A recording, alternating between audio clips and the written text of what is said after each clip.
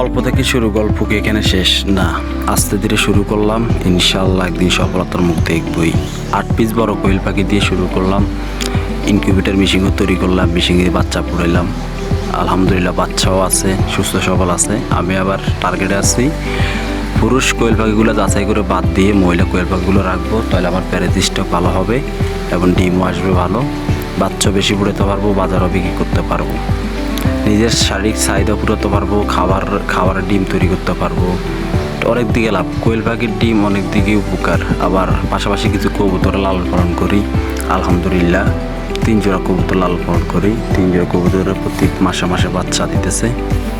সব কিছু মিলিয়ে আলহামদুলিল্লাহ ভালোই আছি। পাশাপাশি দেশি মুরগির বাচ্চা কিছু মিশিংয়ে ফুটাই, ওগুলো আছে। কোয়েল পাখি জিরো বাচ্চাও আছে। আবার কবুতর আপনার ডিম নিয়ে তাতাও আছে, ডিম ফুটাবে ইনশাআল্লাহ।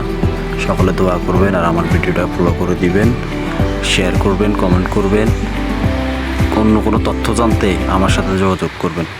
ধন্যবাদ, সকালে ভালো থাকবেন। আসসালামু আলাইকুম রহমতুল্লাহ।